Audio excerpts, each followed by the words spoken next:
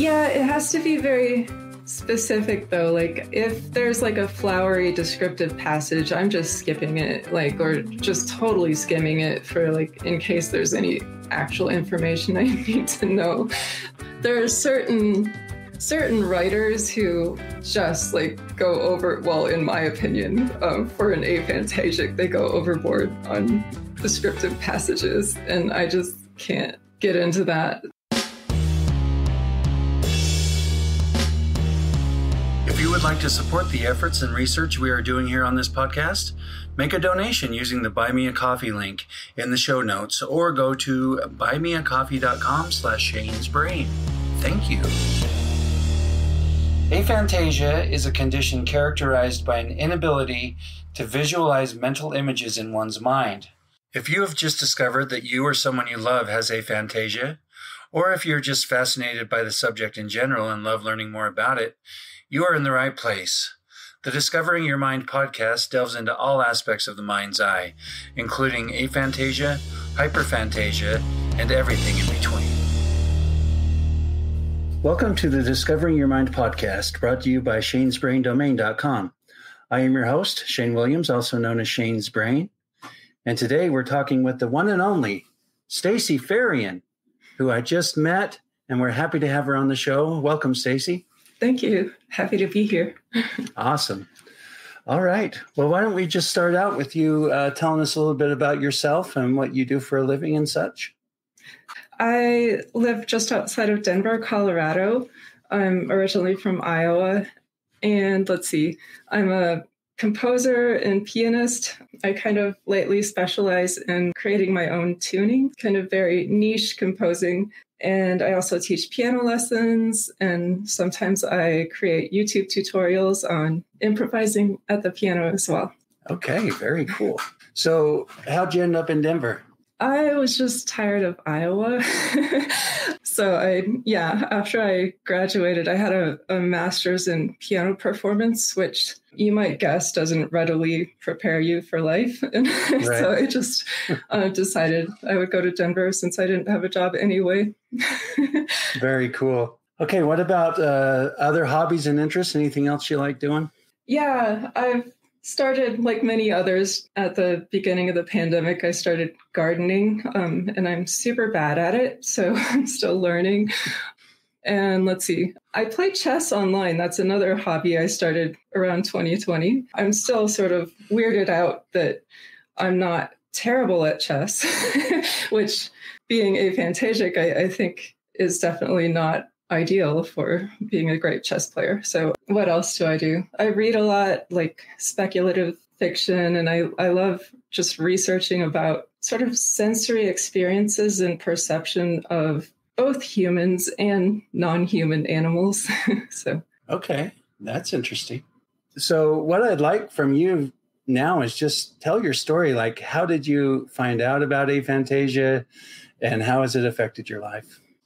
I'll tell the medium length story. Okay. Where I discovered that I was face blind first, and that was by reading something Oliver Sacks had written, where I had never heard of it, and he just mentioned it, and then I was like, oh, that seems to be something I experienced, because I'd at certain points thought that my friends and partners had like superhuman abilities to recognize people. And I didn't realize that they were just average, and I was the one who wasn't recognizing people as well. Okay. So I knew that for a few years before I knew that I was aphantasic. And that just came up, I think, early in 2020 when everything changed. I don't exactly remember where I saw it mentioned, or I just saw like the question of, maybe it was the Apple test or it was some other one. I don't remember now. But I remember as soon as I heard about it, I couldn't see whatever they were asking me to see. And then for some reason, I just like decided I was going to visualize something simpler. So I thought, I'll just try to see a red triangle. And I spent maybe 3 to 5 days just trying to see a triangle or the color red or just anything, and realized like after several days of trying super hard just to see anything, I realized it was not going to happen. So, yeah. Okay. Can you explain the face blind thing a little bit more? I mean, I understand it generally, but I've never really talked to anybody that has had that experience. And so I'm kind of intrigued by that. I think it's partially like a lot of this explains how I was when I was younger and how I am now. Like I'm kind of paranoid that I'm going to go out and just snub someone because I won't recognize anyone out of context. Like, I think on the whole spectrum of face blindness, I'm not one of the most face blind people. When I took the test, like there's a test online, I don't remember what it's called, but I immediately recognized Angelina Jolie.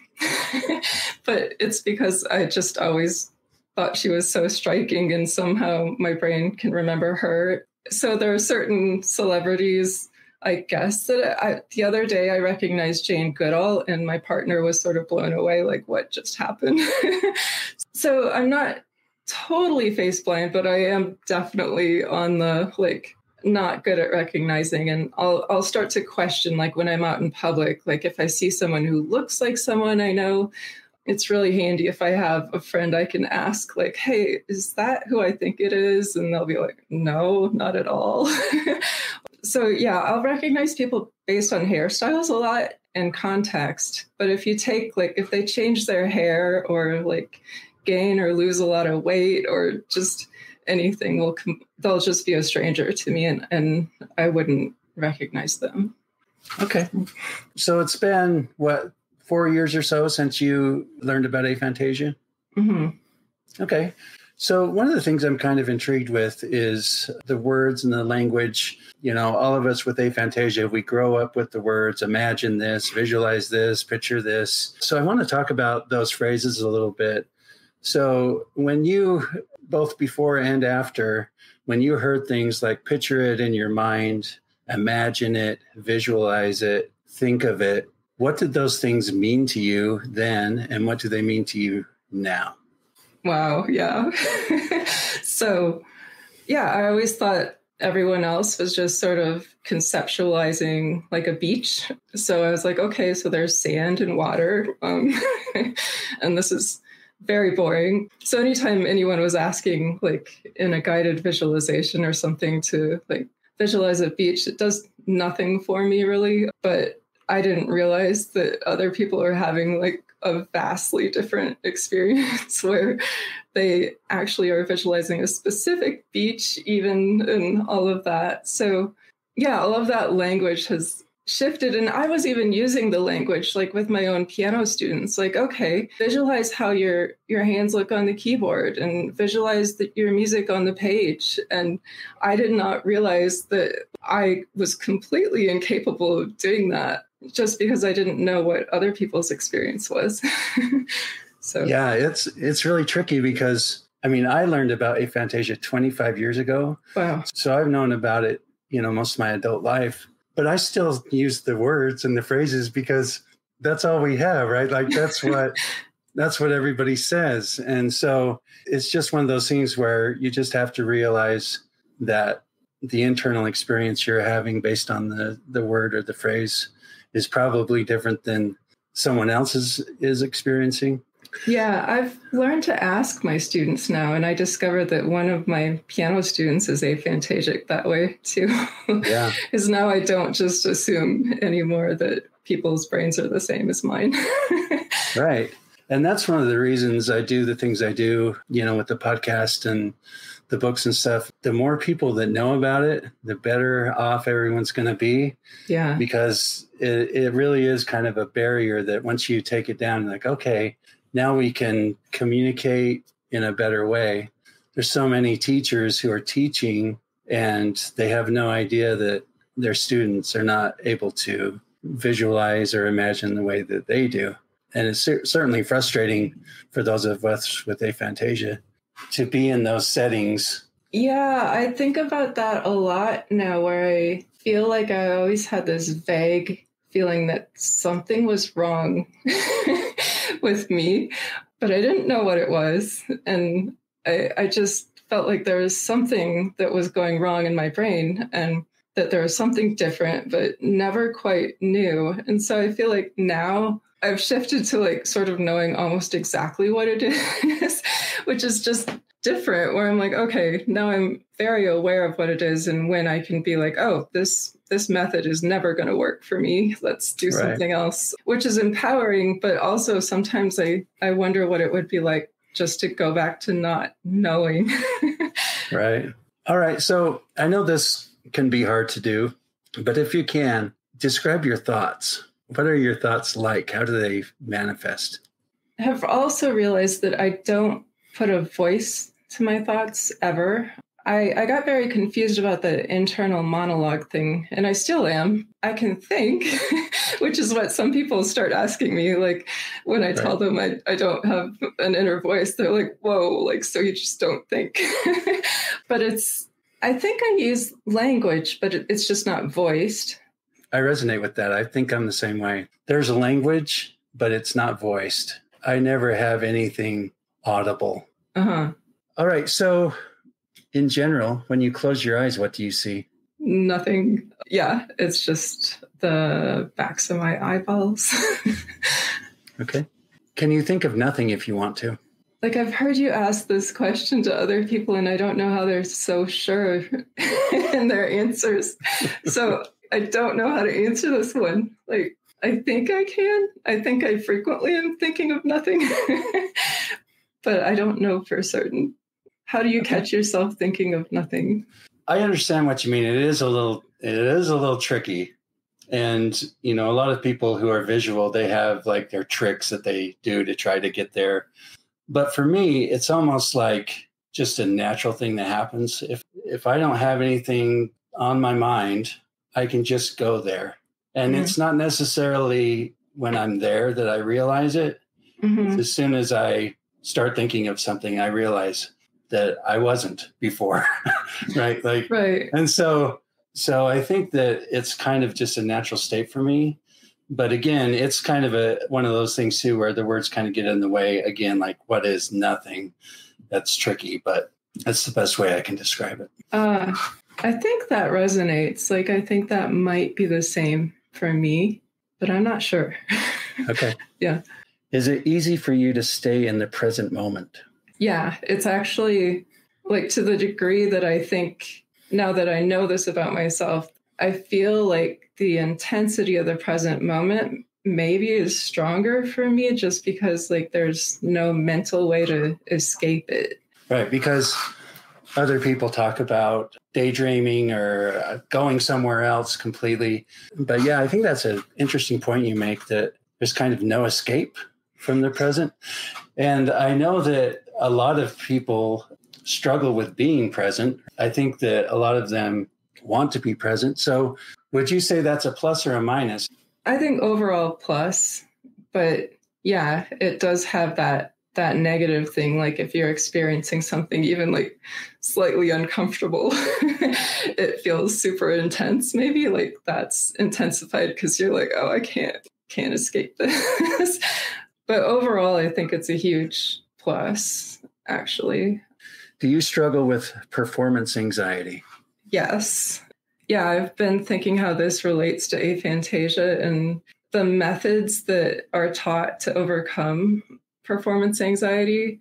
A lot of them rely on visualization. So visualizing yourself in the hall, like visualizing the audience and all of that. Like, so none of that works. I started to think that maybe I have a fair amount of performance anxiety because the threat is so vague, like because I can't visualize it. I have no way of knowing if that's the case or not. I need like a comparison. Right. I mentioned this to somebody who is visual, and they're like, well, but what happens to me is I start visualizing all the bad things that will happen, right? And so it makes me even more nervous because, you know, I'm visualizing this going wrong or the mic not working or that, you know. So I'm with you. I do some performance. I've done some stand-up comedy and some other things. I can't imagine what it's going to be like. I can't visualize it. I can think about, you know, previous performances or things I'd like to do different, things like that. So I guess what you're saying is it's so unknown. You're like walking into the great unknown, and that can cause you some stress. Yeah. Yeah. As you say that, I'm like, that feels like every day when I leave the house. Right. Not just performance situations. But yeah, that's interesting too, like thinking about being present. Because I think once I start performing, I'm good.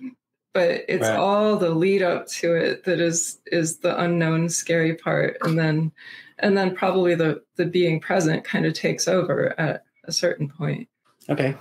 So one of the things that intrigues me is all the little phrases and things we have in our society that we always think are just metaphors or figures of speech until we understand that other people are actually doing it. One of those is, just visualize the audience in their underwear. You heard that before. Yeah. Yeah. And then you realize that people are actually doing that. Yeah, that's disturbing. Yeah. I honestly don't think that would help. Yeah, it's so funny just thinking about all of these things where I never thought it was literal. Like I just was like, okay, so you conceptualize the audience in their underwear. Like, what does that do for you? Right. So many of them was like just so confusing. Like, how did that ever become a thing? And then, all right. Let's talk a little bit more about that mind audio. We have these phrases in our society to explain the inner voice or the inner monologue or the inner dialogue or self-talk. Again, there's all these words and phrases. What do any of those mean to you? And do you feel like you have anything like that? Yeah, it's silent. There's no voice, no speech. I can't conjure up like anyone's voice in my head. Like the timbre of their voice is impossible for me to imagine. Like I can recognize their voices immediately if I hear them on the phone. But if I want to like say, try to hear my mom's voice in my head, I can't. Like when I'm reading a book, it's just silent. Like it boggles my mind that people like read books and give voices to characters or just like have a narrator or any of that is just like silent. Do you play out conversations in your mind? I think I somewhat do, but it's silent. I don't know that I play out an entire conversation. It's just like maybe something that had a lot of emotional resonance that someone said that I'll remember, and then I can think of things that I should have said in that moment. Right. But there's no voice to it. And that also like, it makes me realize that there's not like things lose their emotional power for me. Like even if someone said something pretty insulting to me, like in the past, since I can't hear it in their voice ever again, I wonder if it makes it like lose the emotional power that it had a little bit. Like it still is hurtful, but maybe it's not the same for someone who can just relive that. Yeah, so. I definitely think that's a thing. I've talked to a lot of people who are highly visual, and when they describe things like that, past trauma, things like that, it's like it's front and center. Like it comes back and they hear it and they see it and they feel it and they experience it. For me, it's not that way. It's like it's in the other room. Yeah. It's the same thing where I feel a little jealous that people can relive things or project themselves into the future. But at the same time, I can see that there would be huge disadvantages to it. So, yeah. How are you in social situations? It depends. Like in general, if I'm in a group situation and it's not all people I know, or even if it's people I know, I'm probably just going to be a quiet observer for a lot of it. I've been wondering like how that might be caused by not having a voiced monologue. Because I think about how people say like, oh, think before you speak. And then like, maybe they're actually hearing what they're going to say before they say it. And whenever I like unmute in a Zoom room, I have some vague idea of what I'm going to say, but I have really no idea what's actually going to come out. And that's kind of terrifying. Right. It is so cool to talk to someone like you because, yeah, I'm really, really relating. So would you consider yourself an introvert? Yes. Yeah, I am like, yeah, off the charts, like introvert. Yeah. Yeah, me too. And so I don't know it's coming out until it's coming out. Right? Yeah. Yeah. When you brought that up in your email, I really started thinking about that because I always just thought it was, I didn't really tie it to aphantasia that much. I just felt like it was my introverted nature. And I wasn't sure how those two played off each other. But I think that's a really interesting observation that it may be that, I don't know what I'm going to say. And it could be anything. and that, and kind of, I think what happens with me is I'm a pretty easygoing guy and I'm not easily offended. And so I don't realize that other people are not easygoing and they're going to get offended, right? Yes. So I think I probably do turn off a lot of people that way. But when I'm quiet at a party or whatever, which I usually am very quiet, it's usually because I don't like small talk. Yeah, me neither. But you get me talking about something I'm interested in like this, and I talk your ear off, right? So I've always kind of thought that was the thing, but I'm really intrigued by that idea of not being able to really think before you talk, because I definitely have that. Yeah, I think it probably results in very authentic communication because it's a little harder to be deceitful. I'm not sure, but yeah, I consider myself like sometimes honest to a fault. So like, yeah, I feel like whatever I'm thinking or feeling is just like going to be readily apparent to people and there's not much hiding it. So, yeah. All right. I'm really interested in talking about the melodies that you hear in your head. Can you describe that? I can try. Yeah, this has only been something that I've recently realized too. And you would think, like, being a professional musician, that I would know better what's going on in my own head. But yeah, I've started to realize, once I realized that I can't hear voices in my head, I started realizing that when I'm like replaying a melody in my head, it's detached from timbre. So like, say I hear this lush melody played by strings in my head, like, if I really try, it's almost string-ish, but it's mainly just like, and I know this isn't a thing, but it's almost like generic melody, detached from timbre, detached from any instrument or voice. So I'm just hearing pure melody. Okay. So do you feel like that helps you do what you do? I'm sure it influences what I do, but I feel like it probably doesn't help. I have no idea. Like, since this is my chosen career, this is pretty wild to me that like I also realize that I can't hear two melodies simultaneously, which makes me very insecure to admit that as a musician, where I'm just like, oh, okay, so I actually can't play back two simultaneous things. It's just melody and it's detached from timbre. So, yeah. Okay, that's why I asked if you felt like it helped you or not, because I'm a graphic designer, and a lot of people, when they hear that I'm aphantasia and graphic designer, those things don't.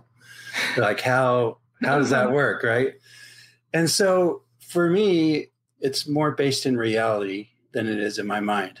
Mm-hmm. I do it on the screen in real life, and it doesn't happen a whole lot in my head at all. Mm-hmm. Is that kind of what it is with music for you, where whatever that melody is going on in your head, that's just kind of a whatever thing, but where the magic happens is when you're actually working with the music and hearing the music and playing with the music? Yeah, this is something I'm trying to accept about myself, I guess, and is just like, I have always composed at the keyboard, at the piano. Like, there's very, very minimal composing, just like, the stories of Beethoven going on a walk and composing a whole symphony in his mind. Like, I really don't like to hear about that because that's impossible for me. And just acknowledging that it's impossible and that's not my method of working, and that's okay. Like I have to say that to myself like every day.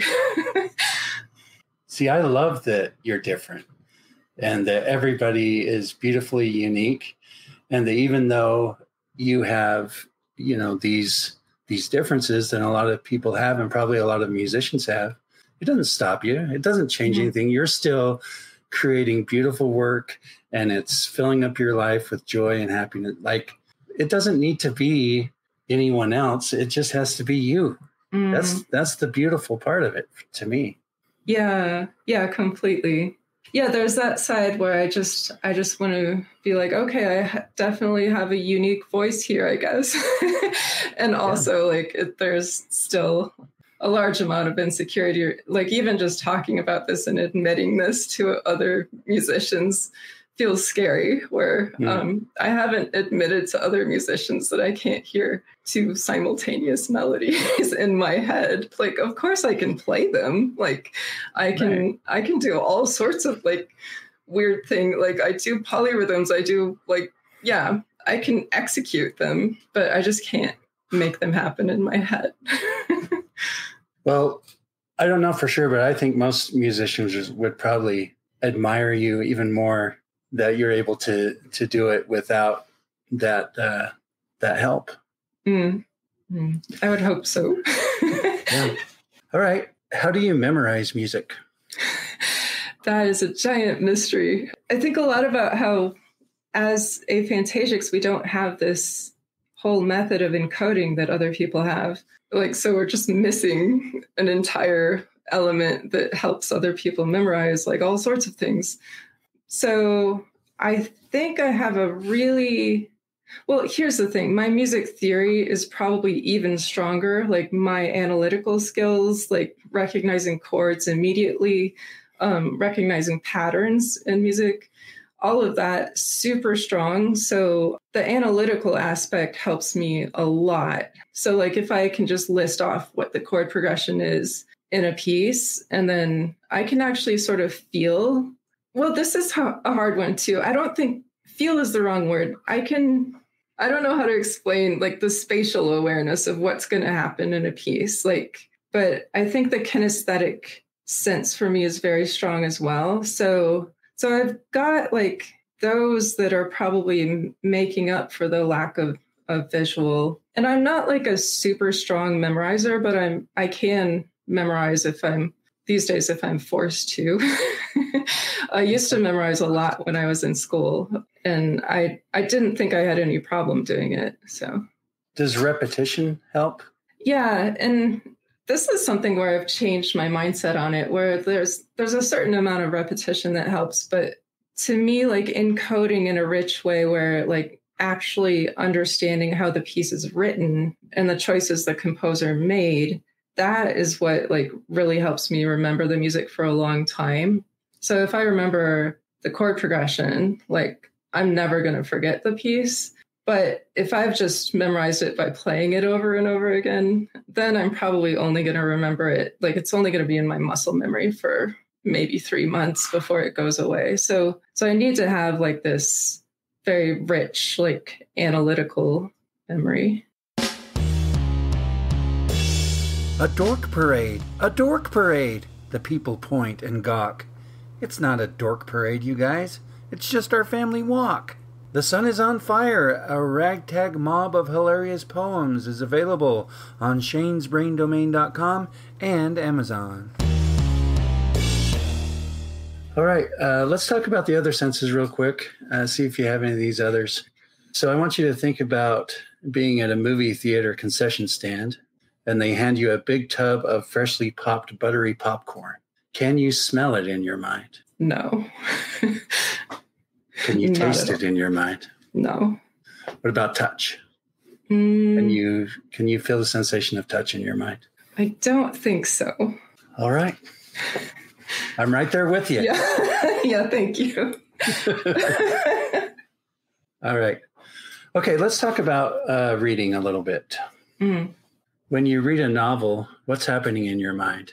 I'm just silently scanning through the words, I guess. Okay. So you talked earlier a little bit about, you're kind of mind boggled how other people are experiencing all these things.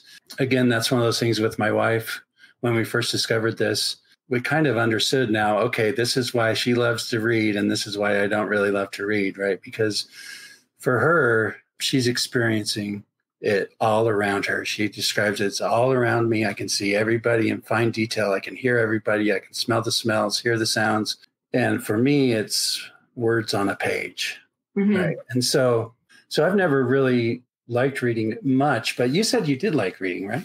Yeah, it has to be very specific though. Like if there's like a flowery descriptive passage, I'm just skipping it, or just totally skimming it for in case there's any actual information I need to know. There are certain writers who just go over, well, in my opinion, for an aphantasic, they go overboard on descriptive passages, and I just can't get into that. But I love reading about ideas, and yeah, I think that's kind of what I love talking about too, is just ideas, and even if they're absurd. And so I think that's where I really like speculative fiction, because it tends to very much focus on what if situations, and I really get into that. And what about audiobooks? Do you like audiobooks at all? I listen to them. I feel like I don't process the information as well that way. Because I'll listen to audiobooks in the shower, where I can't rewind and hear a passage again if I miss something. But yeah, I kind of like audiobooks. They're not my first choice, but I listen to them on road trips and different situations where I'm trying to entertain myself. What does the phrase, "the book was better than the movie," mean to you? Yeah, I think I've just come to understand what it means through studying aphantasia. But yeah, it's so fascinating to me that other humans are just filling in all sorts of details, and then they're disappointed when they see it a different way. And that's never going to happen to me. So, yeah. Let's talk a little bit about sleep and dreams. What do you do to fall asleep? Yeah, I'm not very good at falling asleep. So I'll just listen to rain sounds, or yeah, it feels very chaotic. Every night I try a different method that is somewhat misguided. Okay. So what is it that makes it hard for you to sleep? I mean, if you're laying there, there's no inner voice, there's no visual distractions, it's just quiet and dark, right? So I'm still thinking. Yeah. And that's where my brain just is hey, let's think about all the things that you should be doing, or you should have done today, or that you need to do tomorrow. And these are the reasons you should be stressed out about them. Okay. So I don't know, I sort of go into at exactly the wrong time of day. My brain is in we need to do this stuff now. Okay. I get it. All right. What does the phrase "counting sheep" mean to you? Yeah. Again, amazing that people can do that. Yeah. I have found recently that just counting back from 1,000 helps me sleep when I remember to do something like that. But there's no visualization there. I'm just counting back. Okay. To keep my mind occupied. Can you do that pretty easily? Counting backwards? Because I really struggle with that. Yeah, the whole cognitive test. I think about how my parents sometimes have this test where they have to count back by sevens. And yeah, counting back by sevens throws me a little. Again, if you could just visualize numbers in your head, and that right. Seems that would help a lot. So yeah, I mean, I can count back one by one just fine. So I don't count back by sevens when I'm trying to sleep, because that would make me think. Right. Yeah, that's what I thought about when you said that. I was that would just make me think too hard. Uh-huh. All right. Do you dream? I do dream, but I very rarely remember my dreams, almost never. So. Okay. Do you feel like they're visual? Yeah, I think they have been. Okay. Are they vivid, detailed? I don't know. I've actually like been trying to remind myself to remember my dreams because I really wanted to see if I could do it and what they're like. And since I started trying to do that, I haven't had like a single dream in months that I can remember. So, and that's typical. Like it's maybe twice a year, maybe 3 times that I actually remember a dream. And sometimes it's just a super mundane dream where I was at the grocery store. So yeah, I feel like my dream life is really lacking. Can you tell if they're in color? I think they are, but I'm not certain. Okay. Yeah. When you're dreaming, do you know you're dreaming? I think about lucid dreaming, and I've tried to do it a few times, like where you can control your dreams, but then just the fact that I can't even remember a single dream most of the time means like I can't lucid dream. And so like there's this whole aspect of being human I feel like missing out on. All right. Let's talk a little bit more about memory. So what is SDAM or SDAM? Yeah, I think even the person who came up with the name said they didn't like it because it was just like the opposite of highly superior autobiographical memory. So severely deficient autobiographical memory. And this is another one that's somewhat recent discovery where, yeah, most of my memories have very little detail and there's a lot that I've forgotten. And I think for me, it's tied in with lack of being able to visualize. And I've kind of thought about how people who are reliving things like can just like place themselves, say, in like a high school classroom, and then perhaps from there access all sorts of memories that sort of branch out from just putting themselves in that mental space. And completely lacking that ability means like I don't access those memories as regularly as they might, and then those memories just fade. Okay, so you're face blind, you have aphantasia, and you have SDAM, right? All 3 of those? Trifecta. So what? Trifecta. Yeah. So I think all 3 of those things would affect memory more than anything else, right? Yeah. So if you didn't have any pictures or videos of you as a kid, would you be able to remember what you looked like back then? No, not at all. Yeah. And that's even funny to me because like when I look at photos of myself as a kid or even like, I don't know, 10 years ago, it feels like that's a stranger. Like I don't know what that person is experiencing, can't relive any of it. And so I'm really curious to ask like a whole bunch of people, like what they experience when they see their own photos. Like, what do you think when you see yourself? I'm kind of like you in that regard. It does almost kind of seem like a stranger. So if you want to recall a memory, how does it manifest in your mind? Like if I say to you, remember a time in elementary school when you aced a test or just anything like that. Does anything come? Yeah, like I have some sense, like when you first asked, like I was starting to think of a memory of like studying with a certain piano professor. I was putting myself in a room, like conceptually, like, because I remember the room was on the 2nd story of the music building. I remember there are 2 pianos side by side, and that my teacher would sit at the left piano and I would sit at the right one. And all of this is like 0 visuals. It's just like I remember the spatial layout. I don't know how to describe how I remember spatial layout without visualizing, but I do.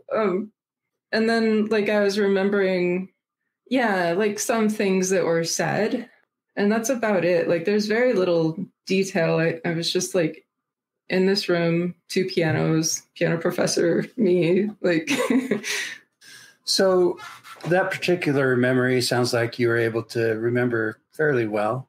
Do you think that's just because that memory means something to you? Like if you're struggling with memory, what things are going to be gone forever and what things are going to stick. Can you identify that at all? Yeah, I think I went to that place because it did have like a lot of emotional power. And those will be the things that stand out. And often it's going to be negative. A lot of my memories are actually sort of just detached things that people said. And I just remember the thing that was said, like word for word, but like it's not attached to like the person anymore or the place where it was said. So there's a lot of that in my head, I guess. And I feel like things fade quickly, whether that's good or bad.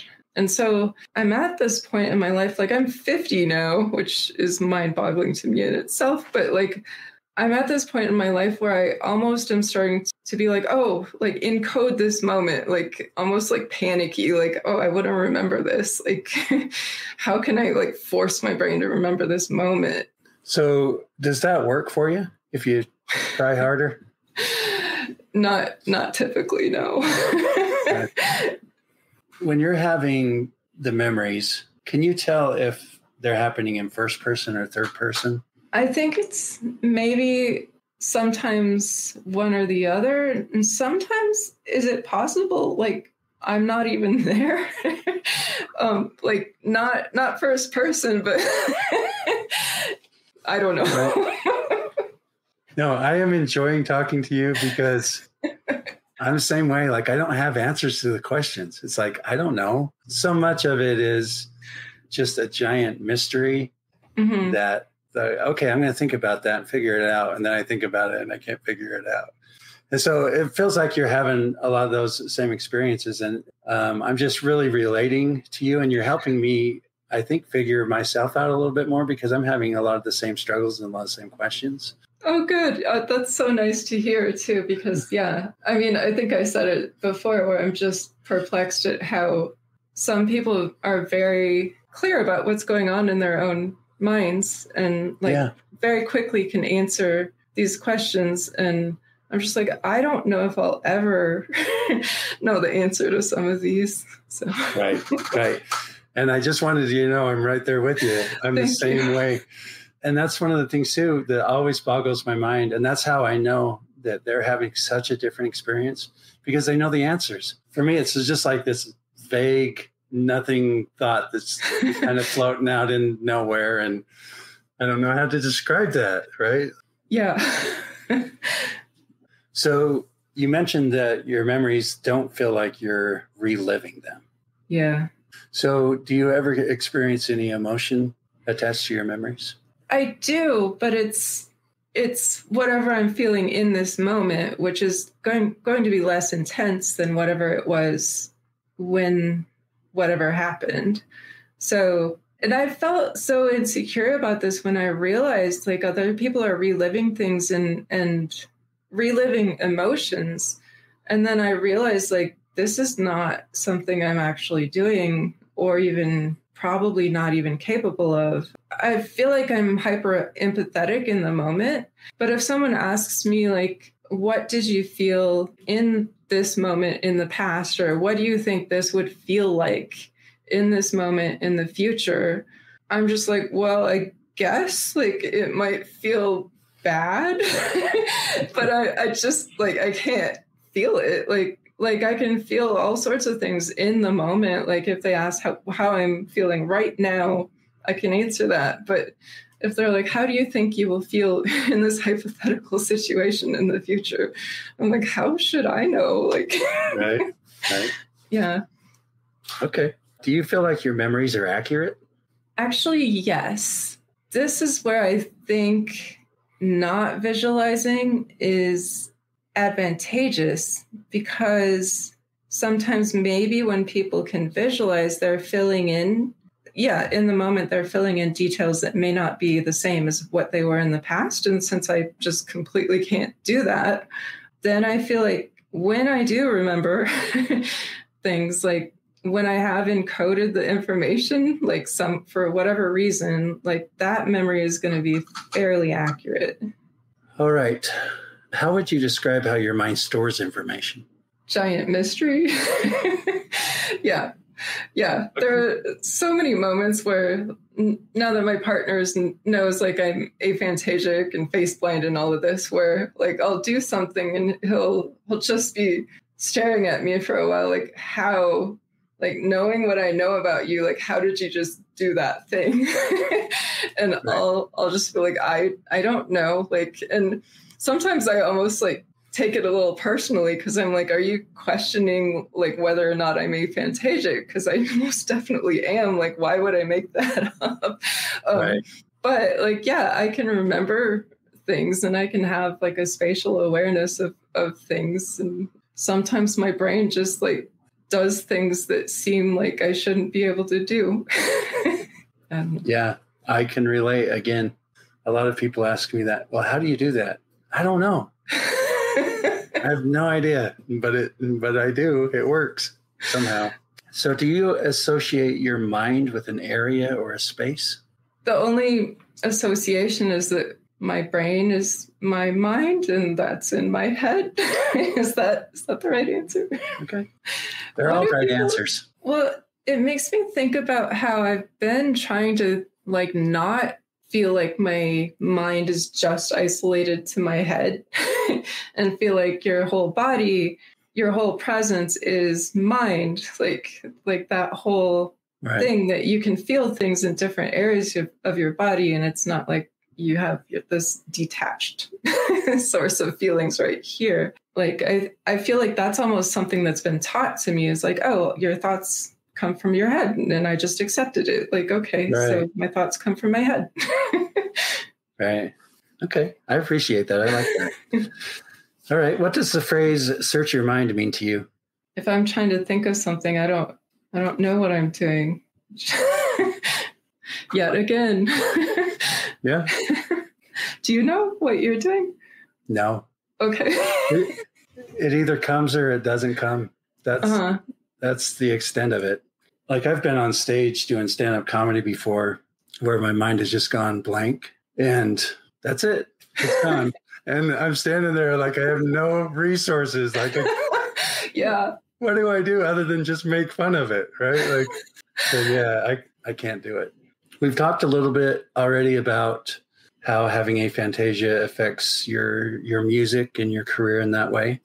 So let's talk about some of those hobbies. You mentioned chess before. Let's talk about chess a little bit. How do you think aphantasia does or doesn't affect your ability to be good at chess? Yeah, this is like, I wish that I could encounter other aphantasic chess players and see, oh, you're a chess player too. I'm a chess player. Yeah. Okay, yes. Brilliant. Okay. So yeah, in 2020, I got on chess.com after watching The Queen's Gambit, like many. Right. And I had learned chess when I was a child and it was okay, but I wasn't like into it. And I was just like, I was okay at it. I wasn't good. I wasn't bad. And so I got on chess.com and started doing the lessons on there and really like enjoyed doing the lessons and started doing chess puzzles and then eventually started playing some of my friends and my dad and on there. And little by little, like most of my friends stopped playing me because I kept beating them. And they're like, this is not fun. Like, go play someone at your own level. And I just started to realize, like, wait, I'm playing a whole bunch of people who can visualize and they have access to all these puzzles and lessons too. Like maybe they're just not taking the lessons or doing the puzzles, and maybe I am. But yeah, I was just shocked to see that like I was pretty decent at it and was beating a whole bunch of visualizers. And I don't understand what's happening. Like, because when I do try to think through a move that like a puzzle that takes like maybe 4 moves, I'll be like staring at the screen and like holding my finger on different places on the board to try to remember where the pieces are, which would never work in a tournament situation. So yeah. What about you? I have thought a lot about it like you have, and I don't have any answers either.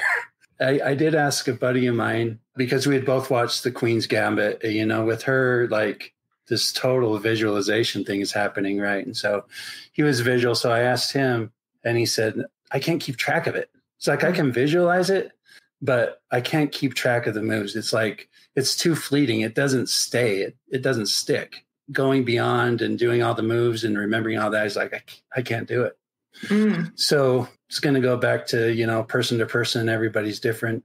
But I do think that's an intriguing concept that, we both enjoy chess. We're both fairly good at it. And why that is, I'm not sure. When I think about what I do when I'm playing chess in my mind, again, it's more literal than it is anything going on in my mind. I mean, I have vague thoughts, but it's here and now in front of me, and I'm making decisions as I go, kind of a thing. It's the same way I graphic design. It's just kind of the same concept. Like, okay, I can see it. It's in front of me. How do we solve the problem? How do we get to where we're trying to get? So it's a very similar experience.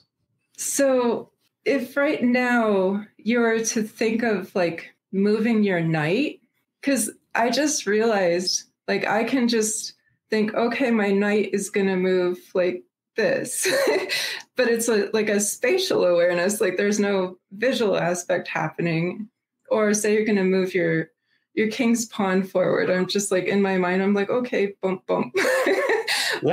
Yeah, I do that. So it's like there's no chessboard there, but I can kind of like think, oh, how the pieces move and the spatiality of it, not detailed enough to like remember where anything is on the board unless it's just set up for a chess game.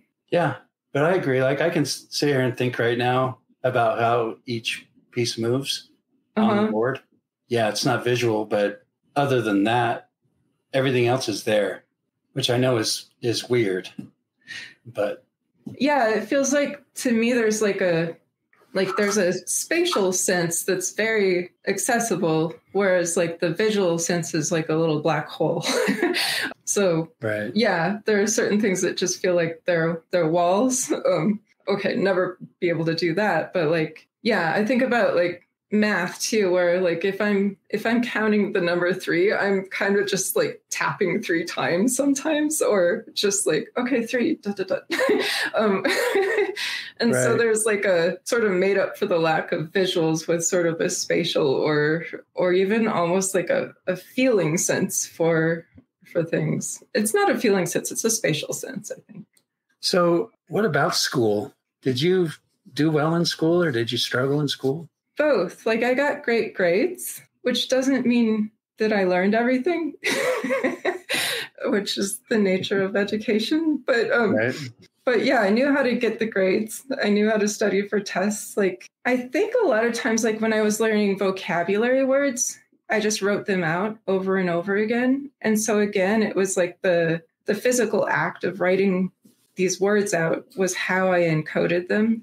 But yeah, when I got to geometry class, though, that's when my math classes started to go downhill. And I had this lovely friend who is now like a physicist who tried to help me in math class and tried to explain things to me. And yeah, it was one of those things that just like, I think first, if I don't know the reason I'm learning something, which is also most of school, right, I'm not going to invest the same amount of power in it, like mental power in it, than I am otherwise. And so like, first, why was I learning this? I had no idea other than like, we must learn this to pass the test yeah. So I struggled like learning the actual concepts, but I did fine on the test. But here's the other thing, like when I am programming things microtonally, I have to do a fair amount of math, like it's all fractions. Since I have a whole reason to learn this stuff now, I just know that if I study it enough in different ways, I can encode this information and I can learn it really well. And I have a whole point to learning it. So when you talk about doing well on tests, if you understand math, I can understand how you do well on a test. But what about just a test where it's basically just testing your memory? How did you do on those kind of tests? It depended. If like the teacher was pretty clear on like what you needed to remember, then that was super helpful. I'd be like, okay, like I just like, and I think I wrote things out over and over again, and I somehow encoded like whatever I needed until the test. And then it all has since then gone away. Right. Don't need that anymore. Yeah, I probably remembered that information for maybe a month. So if the teacher was super unclear and just threw like all sorts of random information at us and I didn't know what was important and what wasn't, like I still somehow managed to do okay on the test, but that was stressful. All right. If you were to try and give a general description about how your mind works, how would you describe it? Mostly it works in mysterious ways. Mostly silent in there, mostly dark. I guess that's it. What do you think are some upsides and some downsides to having aphantasia? As long as I don't dwell on the fact that like I can't remember faces of loved ones and that I can't just conjure up good memories, like that's always a hard one when someone's like, think of a happy memory. And I'm just like, oh, shoot. I think the upside is that, well, first I can never know what it would be like to grow up different than I did. So it just feels like, okay, this is how I am. And I get a little angry when I feel like people are pitying me for this, because I'm like, there's no need for that. Like, I'm fine. Right. I made it like this far in life without even knowing that this was a thing. So like clearly it didn't affect me well, I don't know how to say that. It did affect me radically, but it didn't like keep me from experiencing a full life. Like it's just different. All right. If you could wave a magic wand and get rid of your aphantasia, would you do it? Can I wave it back if I don't like it? Yep. I'm the same way. I want to take it for a test drive, right? Yeah. Yeah, I would do it and see if I liked it and definitely have the option to go back. Right. All right. That is pretty much it. Is there anything else you would like to talk about or say before we sign off? I don't think so. This was really fun. Thank you. Okay. Yeah. Thank you for joining me. I feel like you're closer to me than anyone else I've ever talked to in a lot of your answers and descriptions. So I really enjoyed that and I appreciate you. Thank you. Yeah, it's fun for me to hear that there's someone out there who's similar to me because it's rare. Yeah, it certainly is. If you like what you hear, please subscribe, follow, and engage with us, and share it with your friends and family as we continue to explore this fascinating subject. For additional information about this episode or Shane's Brain, check out the show notes. Thanks for listening to the Discovering Your Mind podcast. You are beautifully unique.